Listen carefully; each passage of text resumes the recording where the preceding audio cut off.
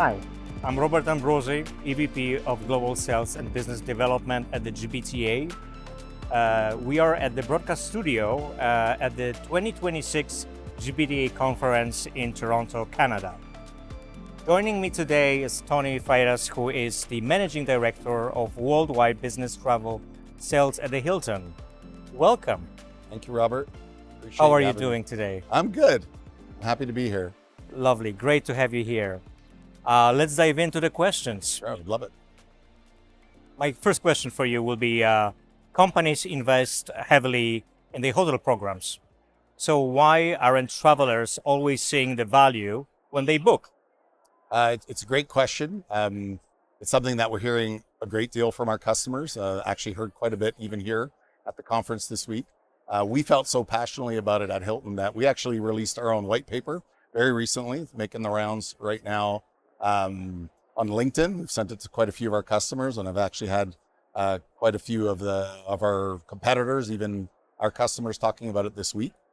And the one real issue that it addresses is visibility.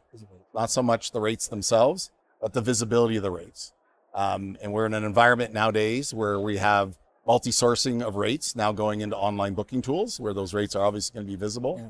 We've got the GDS, we've got TMC models that are out there in terms of their feeding, OTA rates. We've got multi-use aggregators, or the aggregating of rates coming in through the tools.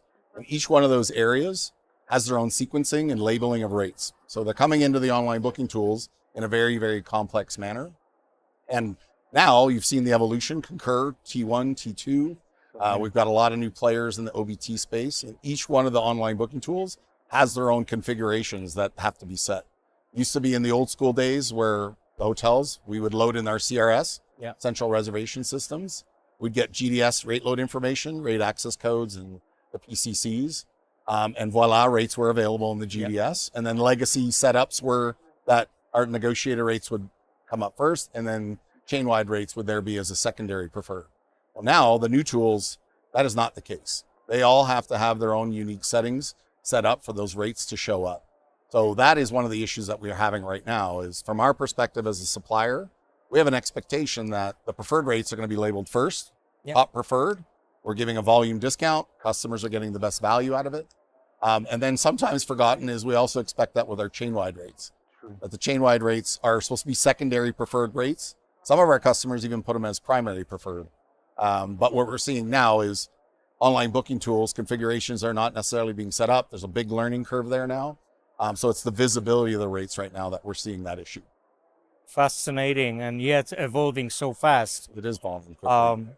It's sort of coming to the following question. How much does booking tool configuration influence travelers' behavior? You know, something I think about even personally for myself, and I'm sure you've got a booking tool. Yep. Everyone here that probably is a corporate traveler has their own mandated booking tool. Yep. If you see that rate at the very top of the shelf, you're going to book it. And you think it's being endorsed by your travel management team. So the way we see it now is there's a lot of risk for our customers to not have those rates at the top, those corporate negotiated rates. They are purpose-built for customers with cancellation terms, amenities that you've negotiated. And so what we're seeing is one risk being poor customer service. So I had an example last week. Executive Vice President, one of our top customers, booked a TMC rate in this case, had a 5-day cancellation. It was at the top of the shelf, even though in that case, our rate was lower, but we had an issue with the configurations. That EVP canceled 3 days out, got a cancellation charge. We get a call from the travel management team who's upset, EVP upset, and we're upset because we're like, well, we've got these rates set up for you, purpose-built, that are not being utilized because of an issue in configuration. And then the second factor there, in my view, which is a super important one, is adoption and then leverage. So you're going to lose adoption because I think it's confusing for the travelers when they don't see the rates. I can book these types of rates elsewhere. Why aren't my corporate rates in there?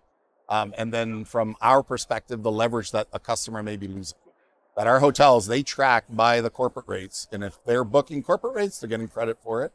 If they're booking TMC, OTA, even promotional rates, they're not getting credit for that in the leverage in their negotiations. So you could have a hotel who thinks they're only getting 50 room nights from a customer, When reality is there's 200 room nights there. So that's one factor. And then the second part of it is from our perspective, as from an enterprise-wide level, we have an expectation that you're utilizing your chain-wide. And those chain-wide rates that we're giving you in those discounts are predicated on the fact that you're giving us volume on the chain-wide rates. So we do look at total volume, but that's a factor. So I think there's a risk there for our customers that if they're not utilizing those rates, they are actually losing buying power over time. Wow, fascinating, and a lot of different puzzles. I have one more question for you, Tony. What should travel managers do right now to protect their program's integrity going into 2026? My first advice is to align with us as a supplier, align with your TMCs, and most importantly, align with the person who's managing your booking tool and configurations. I'd say from the perspective of suppliers, align on expectations. That if you've got an RFP, and I think both sides actually tend to agree with this, that if you've got a volume negotiated rate, you should be having that at the top of the shelf. And yes, there's going to be times during the year it might not be the best rate. I'd say vast majority of the time it is, but they are built with your amenities you've negotiated, and most importantly, that cancellation, which has a high value. And then the chain-wide rates. There's an expectation when we sign a chain-wide agreement that those chain-wides are also being labeled as maybe not most preferred, but more preferred. And then the sequencing, the rates are at the top of the shelf as well. And then the TMCs. A lot of the TMCs, they have their own agreement with the customer. And I would just say to make sure that you have alignment with whatever you've agreed with your TMC on rate displays and what rate offerings you're getting from them, to align with your expectations of what you've negotiated directly. And then making sure, obviously, that whoever has got the responsibility of configuring the tool also understands exactly how you need it. And then the second part of that is just make sure that you're actually checking to see that they're there, that you're labeled the way you want it. The preferred rates are the way you'd like them. Chain wides are the way they are. And then the rates are sequencing as they should be. And then validate consistently. And what we're hearing now is a lot of our customers are doing it monthly. Some of them are doing it quarterly. And so we're just actually, instead of just rate auditing where they're checking to make sure they're loaded, they're actually now validating to make sure that they're set up correctly in the online booking tool. So our message at the end of the day is, we're negotiating these rates to give travel buyers the best value. And I think they are getting the best value. And we want to make sure that they're getting that best value, and that the configurations are done in the booking tools as they should be. Give them that. Wow. Well, it sounds like you're going to be really busy again this year. Well, thank you so much for sharing all the latest. Again, appreciate your time with us and sharing all the updates. Thank you, and see you again. All right. Thanks, Robert. Appreciate you having us at the broadcast. Thank you. And thank you for watching us. Once again, I'm Robert Ambrosi with GBTA, and this is Broadcast Studio at the GBTA Conference in Toronto 2026.